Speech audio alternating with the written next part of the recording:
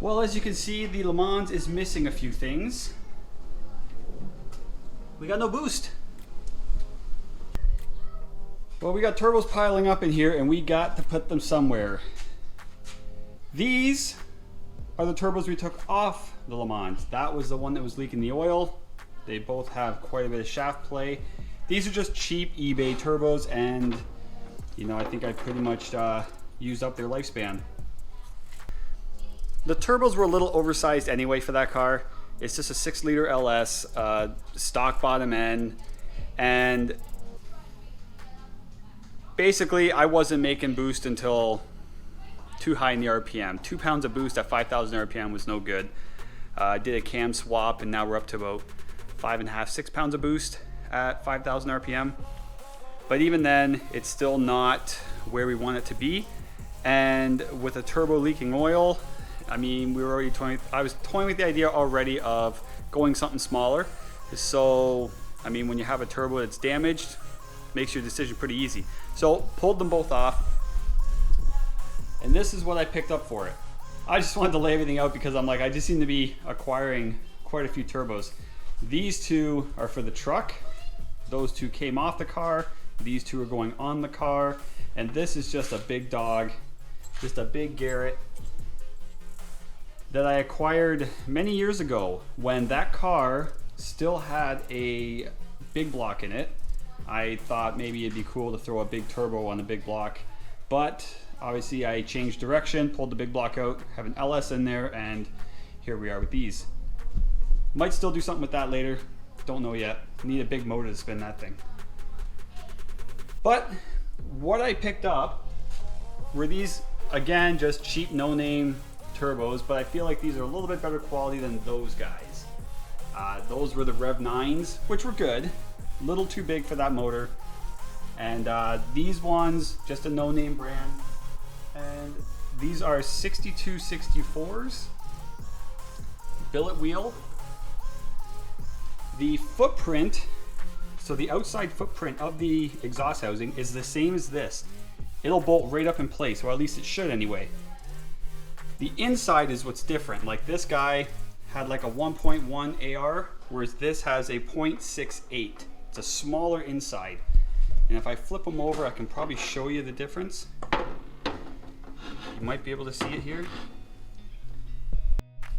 Okay, there we go. As you can see, the inside of this is much larger than the inside of this. So the airflow I got pushing through here should be much more concentrated and should be able to spin the turbo a lot easier. This one just wasn't very efficient for my setup. All right, we're gonna get these things in that car and we're gonna go make some noise. Well, that was a lot more work than I thought it was gonna be. So even though when I had on the bench, the height was the same, the depth of the turbos are different. And I actually had to take the downpipes off and extend them about 3/8 of an inch. Which ended up being a lot of work, but it's in there now. And I just ran it for a while. You see, you might be able to see some of the smoke, the residual oils burning off of the back housing. But I think we're ready to go for a drive. And we'll see what kind of a difference we made. Well, everything's definitely running smooth. I do hear the exhaust hitting the floor a little bit, which means when I weld everything back together, it wasn't exactly where it was before. So I will have to play around with that a bit.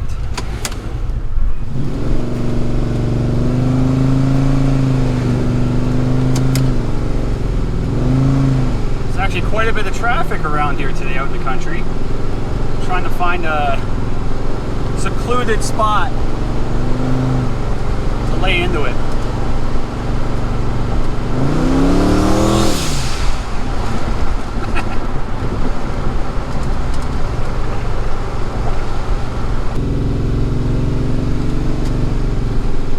See how she feels.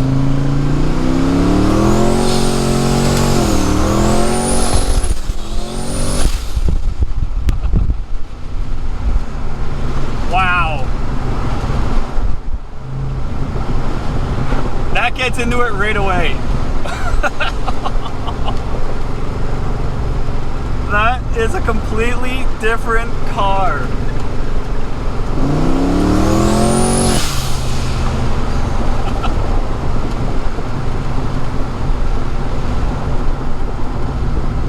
Alright, I gotta do a log.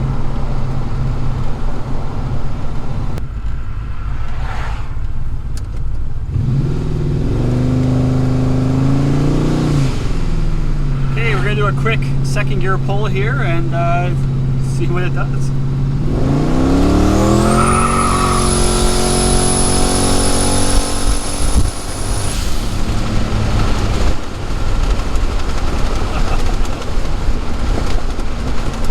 Wow.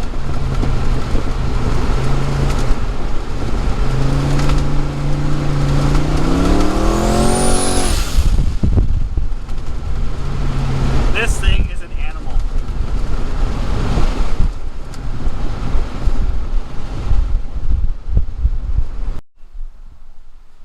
Well, I don't know if it made more power, but it definitely makes it sooner and for a longer duration throughout the pull. So, just gonna go and look at the log. We'll see if what I was feeling shows up on the data log, because it definitely feels like a different car.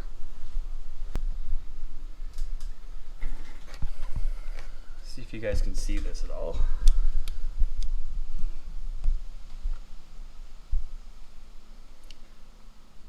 Trying to keep the glare down. So this right here, this was that second gear pull I did. I must have chicken footed it because this green line, that's my throttle positioning sensor. And you can see I went wide open and then I came down and basically cruised at around, I don't know, 70% throttle.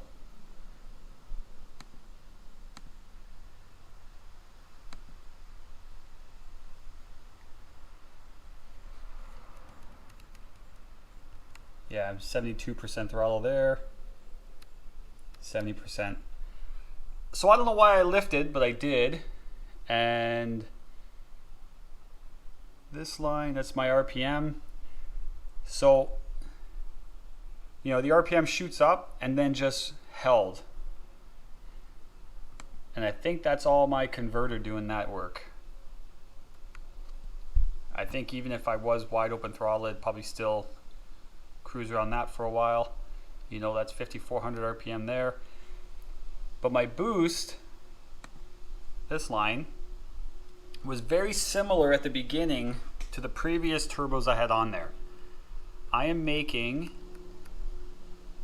let's go down to 5,000 RPM because that's the number we've been comparing with.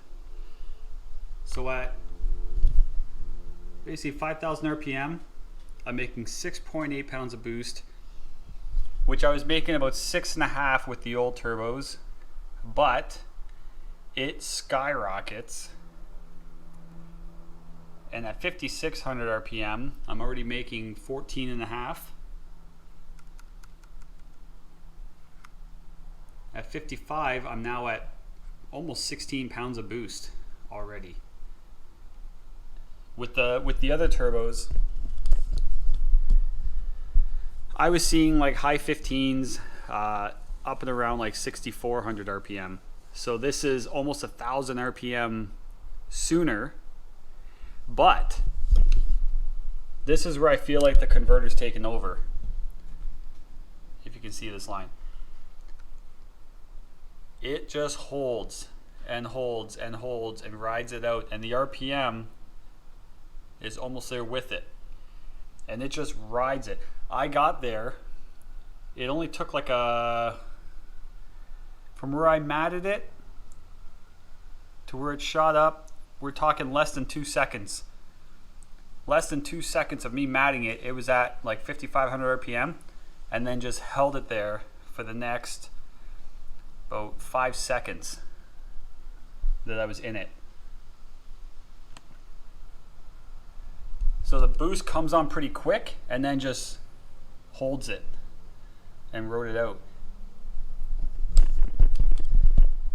And I feel like that's what I was feeling in the car. And I think that's maybe why I lifted a bit, was the RPMs shot up pretty quick, and I think I kind of backed off a bit because I didn't want it to hit the limiter and ride the limiter. But then it just the converter grabbed it and it just held it and rode it. So I mean, it definitely feels a lot different. I don't know if it's gonna make more power, but I feel like I've got more usable power now. It's not just all at the end, and you know, now it just rides it. So the next step from here is, I think we're gonna throw it back on the dyno, and we'll really be able to test it, you know, apples to apples. We were doing third gear pulls on the dyno. I'm doing second gear pulls out on the street, and you know, the load isn't the same. It's similar, but it's not the same. But I don't want to do third gear pulls on the street. I'm not that reckless. But we need to get back on the dyno. We need to compare the new cam and the new turbos to the old setup to see just how big of a difference we've made with all these changes. You know, we no longer have a boost leak. It's gone through a lot.